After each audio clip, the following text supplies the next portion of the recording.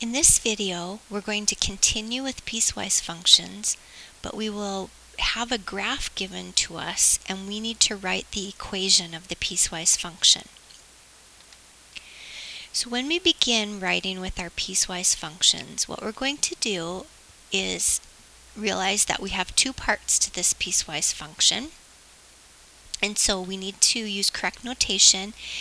First of all, we may want to find the domain of each of those functions, and then we'll write the equation.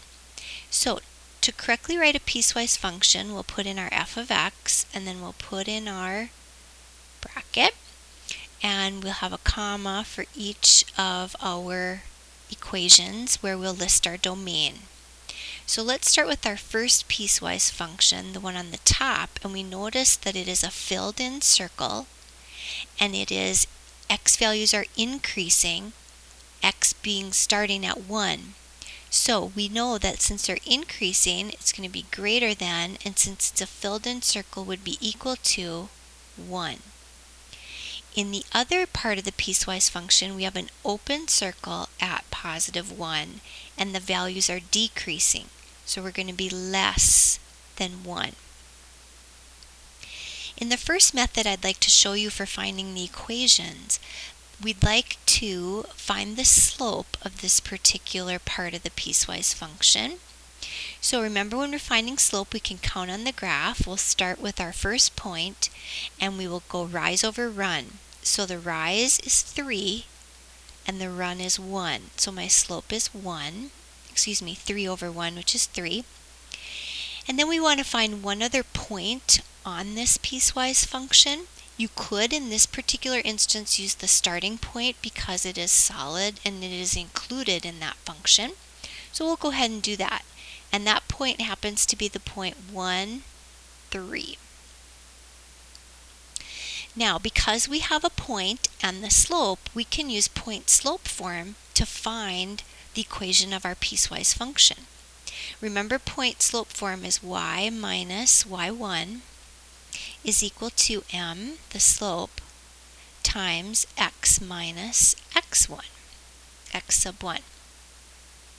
So we fill in our y sub 1, which that value is a positive 3. Our slope is at 3, and our x value, our x sub 1, would be 1. We'd like to write our equations in slope-intercept form, so the first thing we're going to do then is to distribute our slope. So we have 3x minus 3, and then we're going to add 3 to both sides. So our equation is y is equal to 3x, and that's going to be our first equation of function form. Now let's take a look at the second one. So our slope, looks like our slope is still rise over run. We're going to go down 1 and to the left 1.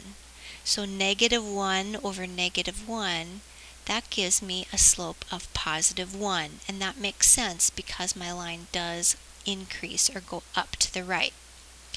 Now we need to find a point that we're going to use, and this time we won't use the end point because it's an open circle. So let's take a look at the point where our line is crossing the y-axis, and it looks like it's at 0, negative 4. So let's fill in our point slope form. We have y minus negative 4, that's going to change that to a positive 4, equals our slope, which is 1, and then we have x minus our 0.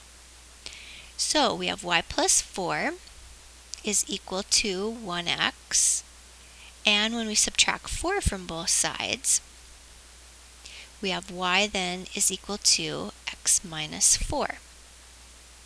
And that would be the other equation for this piecewise function. Now that makes sense. If you take a look, our slope is 3, we already had that, and then in our slope-intercept form, y equals mx plus b, the y-intercept is 0. Well, we notice that there isn't a y-intercept on that particular function. And then we have x minus 4. Our slope is positive 1, and we are crossing the y-axis at negative 4, and that is correct. as our checkpoint. Alright, let's do another one for practice. So let's start with our correct function notation. We have f of x is equal to, and then we draw our brace.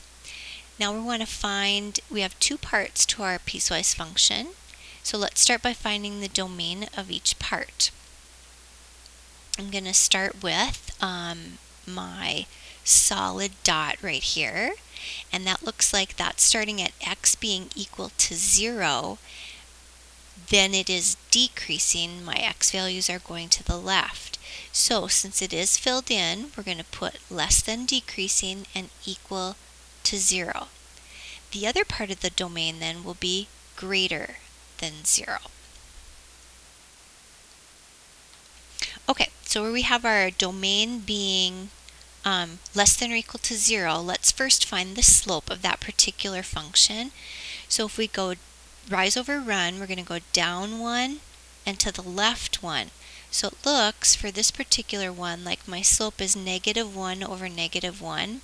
In other words, my slope is 1 or 1x.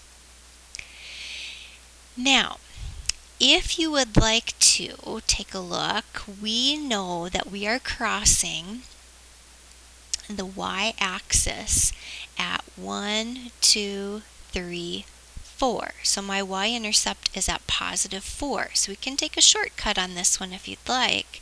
So the equation should be at x plus 4 when my domain is less than or equal to 0. Well, let's try and pick another point to make sure that that's correct. So let's use x being -1. If my x value is at -1, I should get a y value of +3. Well, let's plug it in. -1 plus 4 is 3, and that's correct. So you can use point slope form. We can also use the y-intercepts, and I'll show you on this particular part of the function another trick. So if we have x being 0, let's take a look at our slope on this particular part of the function. We have rise over run, so we go up 2 units and over 1 unit, so it looks like my slope is 2. So I should have 2x. But I'm not crossing the y-axis, I'm only touching it, so we need to figure out if that's going to work as the y-intercept being 0. So let's pick another point. Let's pick the x value being +1. So if I pick my x value at being +1, let's see what my y value is. And my y value is at 5. Well, if I plug a 1 in, I take 1 times 2, I need to get an answer of 5. That means I need to add on 3 units to get a +5 for that next point. Well, let's take a look at another one and see if it works. What if my x value is at 2? My y value should be at 7. So if I plug a 2 in here, 2 times 2 is 4, plus 3 is 7. So you can also use the y-intercepts and plugging in values to find the rest of the function if you would prefer taking that shortcut. If not, you can use the point slope form. Alright, let's take a look and do one more. So f of x, our function form, is equal to, we'll draw our brace for our piecewise function, and we'll have 2 equations because there's 2 parts to this piecewise function, and we want to find our domain. So let's take a look at this one. There's an open circle on x being -3, and then my values are increasing. So since it's an open circle, I'm just going to use greater than to show that my values are increasing going to the right of -3. And then I have a filled in circle for my other value, and my values are decreasing, so that means x is going to be less than or equal to -3. Now let's take a look at this one. This is where my x values are decreasing and I'm at a value of -3. Well, this is a horizontal line, and at that particular point, the y values are at -3. So y is equal to -3, or if we want to say f of x then is equal to -3. We only need that particular value for this part of the function. When we're doing the top one, we have to look at our slope.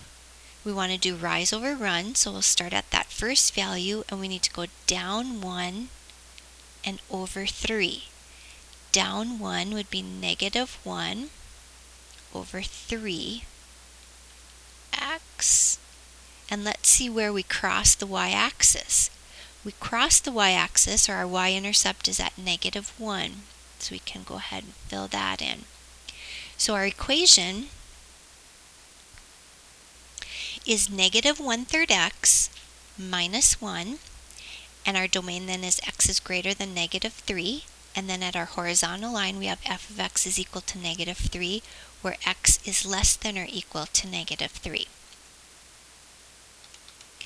So when you are writing equations for your piecewise function, the first thing you'll want to do is find the slope, and then the first method you could do is to find another point on each of the piecewise functions, fill the slope and point into the point-slope form, and rearrange your equation so that it is in slope-intercept form, and then make sure to give the domain.